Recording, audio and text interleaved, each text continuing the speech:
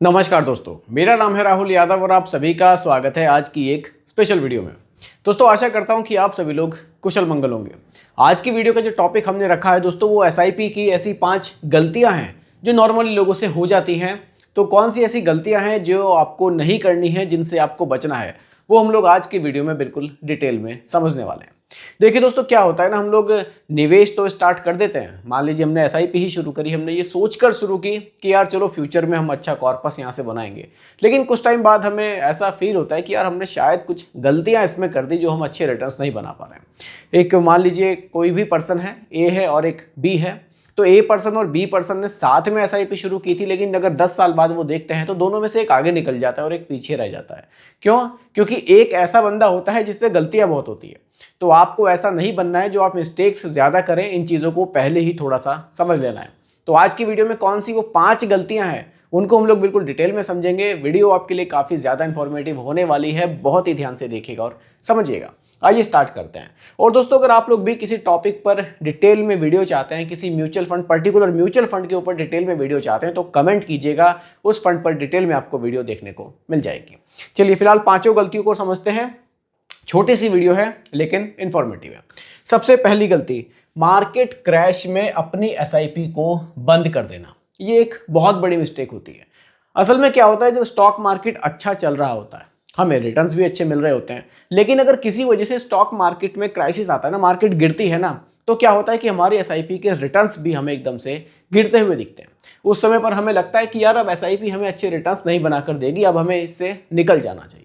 लेकिन दोस्तों, वहां से उस समय पर निकलना नहीं होता है, वहां पे बने रहना होता है।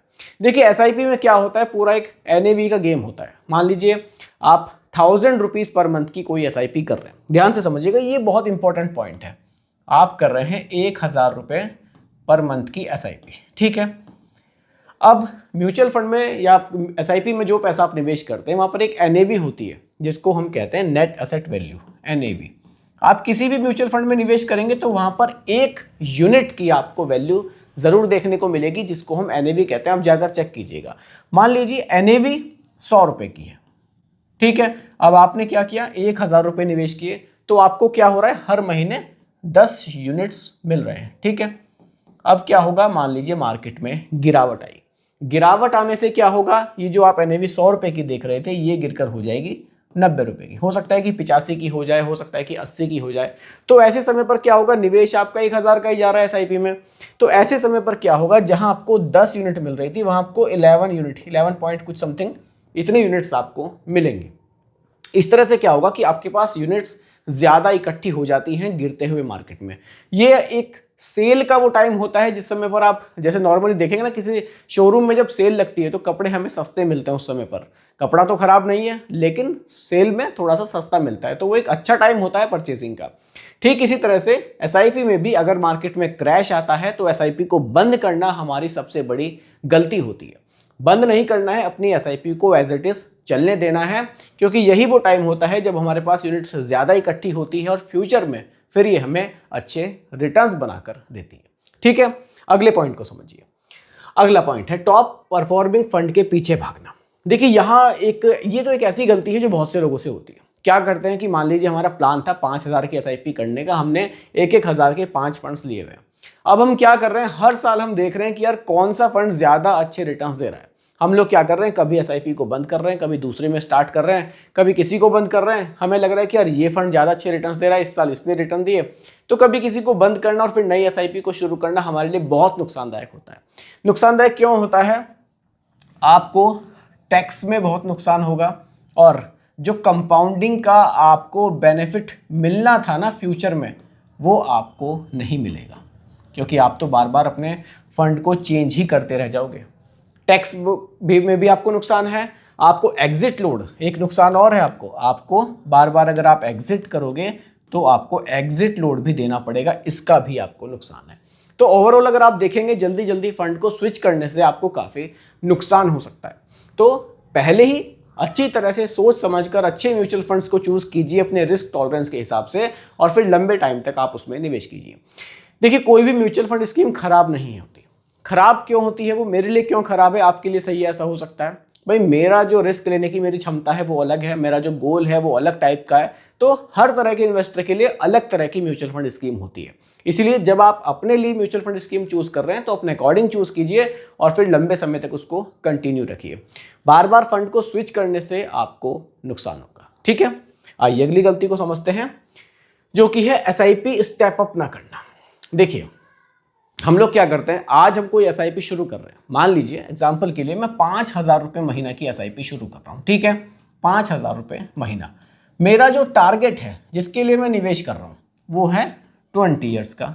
भाई 20 ईयर्स के बाद मुझे इस एसआईपी से कुछ पैसे जो मिलेंगे, मेरा कोई गोल है उसके लिए मैं एसआईपी कर रहा हूँ। ठीक है, आपको क्या लगता है कि 5,000 रुपये महीना अगले 20 साल तक क्या सफिशिएंट होंगे एसआईपी के लिए? नहीं होंगे ना। तो हमें क्या करना, अब देखिए क्या होता है, हर साल एक नई एसआईपी तो शुरू नहीं की जा सकती। इसका एक बढ़िया सॉल्यूशन है, आप इसको स्टेप अप कर दीजिए। स्टेप अप का मतलब है कि आप अपनी एसआईपी के अमाउंट को हर साल थोड़ा थोड़ा सा बढ़ा रहे हैं। इसको आप परसेंटेज में भी बढ़ा सकते हैं, इसको आप अमाउंट में भी बढ़ा सकते हैं। परसेंटेज में बढ़ाना थोड़ा सा और अच्छा रहता है। मान लीजिए आपने 10% से इसको स्टेप अप कर दिया। कितना कर दिया आपने? 10%।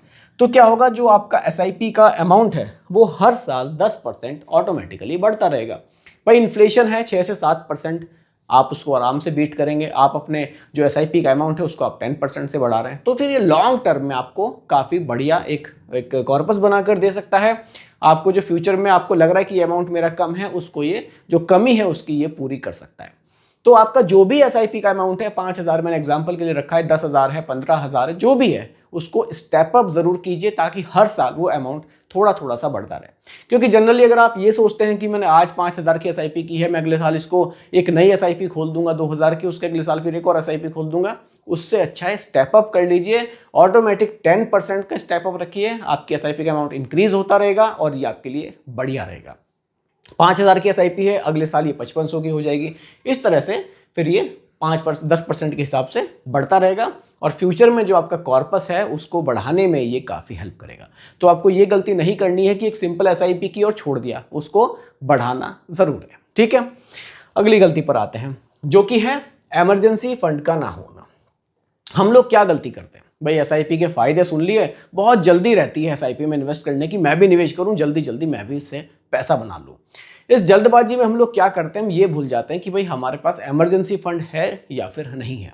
कहीं ऐसा तो नहीं है कि मैं अपना पैसा, जो मेरे पास थोड़ा बहुत पैसा है वही मैं म्यूचुअल फंड में डाल दूं और जब कोई इमरजेंसी आए तो मैं वहीं से निकाल रहा हूं। तो उससे क्या होगा, मेरी कंपाउंडिंग टूटेगी, लॉन्ग टर्म में जो मुझे अच्छे रिटर्न्स मिलने थे वो नहीं मिलेंगे, ओवरऑल मुझे नुकसान होगा। पहले अपने पास एक इमरजेंसी फंड रखना है, उसके बाद जो पैसा बचता है उसी से मुझे अपने एसआईपी को स्टार्ट करना है। मान लीजिए आपके पास सैलरी में से 5,000 रुपये बच रहे हैं, तो 5,000 में से कम 2,000 रुपये तो आप अपने इमरजेंसी के लिए रखिए, भले ही आप 3,000 की एसआईपी कर लीजिए। अगर आप 5,000 रुपये एसआईपी में डाल देंगे, कुछ इमरजेंसी आ गई एकदम से, तो आप क्या करेंगे, एसआईपी को ब्रेक करेंगे बीच में, जो पैसा होगा उसको आप विड्रॉल करेंगे, एग्जिट लोड भी लगेगा, कंपाउंडिंग टूटेगी, टैक्स में नुकसान होगा, ओवरऑल बहुत नुकसान हो सकता है। इसलिए 5,000 हैं, 2,000 अपने इमरजेंसी में रख लिए, किसी डेट फंड में डाल दो या फिर अपने पास सेविंग अकाउंट में रख लो, भाई इमरजेंसी के लिए रख सकते हैं।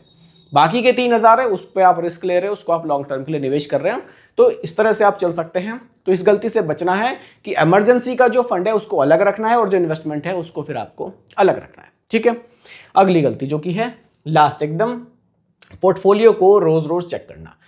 देखिए हम लोग क्या करते हैं जब निवेश करते हैं ना, आजकल बहुत सिंपल हो गया है, भाई ऐप आ गए हैं तो मोबाइल में डायरेक्टली आप देख सकते हैं कि आपको रिटर्न्स कितने मिल रहे हैं। लेकिन ये चीज़ ना कहीं परेशान भी कर रही है। पहले क्या था, ऐप्स वगैरह की फैसिलिटी नहीं थी, पेपर वर्क था, आपने निवेश कर दिया, हर महीने पैसा अकाउंट से कट रहा है, आप डेली चेक ही नहीं कर पा रहे, तो थोड़ा सा सुकून था। लेकिन अब क्या हो गया, ऐप आ गया है हाथ में, मोबाइल में, तो हम रोज़ देख रहे हैं कि भाई मेरा फंड कितना बढ़ा, मेरे रिटर्न्स कितने बढ़े, मार्केट गिरी तो मेरा पैसा कितना गिरा। ये चीज़ कहीं ना कहीं देखिए हमें परेशान करती है।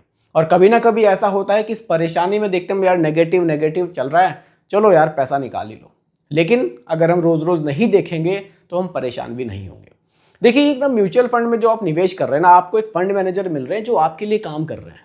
आपको काम नहीं करना है, आपको अच्छे फंड चूज करके उसमें पैसा इन्वेस्ट करना है और बाकी अपने काम पर फोकस करना है। अगर आपको डेली ऐप ही खोलकर देखना है, पोर्टफोलियो को ही चेक करना है, तो इससे तो अच्छा है क्यों ना मैं स्टॉक मार्केट में ही निवेश कर लूँ। भाई जब मुझे इसमें टाइम देना है, इसमें मुझे दिमाग लगाना है, तो फिर मैं स्टॉक मार्केट में निवेश करूँ, वहाँ से ज़्यादा रिटर्न्स कमाऊँ। लेकिन म्यूचुअल फंड का ऑप्शन इसलिए चुना गया है क्योंकि हमें फंड मैनेजर मिल रहे हैं जो हमारे पैसे की देखरेख कर रहे हैं, वो हमसे ज़्यादा जानते भी हैं कि किस तरह से मार्केट में निवेश करना है, तो हम उनके भरोसे पे चल रहे हैं और चलना भी चाहिए। इसलिए डेली डेली नहीं चेक करना है, आपको पोर्टफोलियो को रिव्यू करना है। कभी 6 महीने में, 8 महीने में आपने रिव्यू कर लिया, वो ठीक है, लेकिन डेली डेली चेक करना आपको परेशान करेगा और फिर ये परेशानी आपको नुकसान करा सकती है। तो दोस्तों, ये वो 5 गलतियां थी जो नॉर्मली हमें देखने को मिलती है, एक आम इन्वेस्टर से होती है। आपको इन गलतियों से बचते हुए चलना है और फ्यूचर में एसआईपी से अच्छा कॉर्पस ज़रूर बनाना है। बाकी दोस्तों, यही आज की वीडियो का टॉपिक मैंने आप लोगों के लिए रखा था। उम्मीद करता हूं कि टॉपिक आपको पसंद आया होगा। बाकी रिकमेंडेशन ये नहीं है, सिर्फ एजुकेशनल पर्पस वीडियो आप लोगों के लिए बनाई गई है। पसंद आई हो लाइक शेयर कीजिएगा, चैनल पर नए हैं सब्सक्राइब कीजिएगा। मिलते हैं जल्दी एक और नए वीडियो के साथ। धन्यवाद।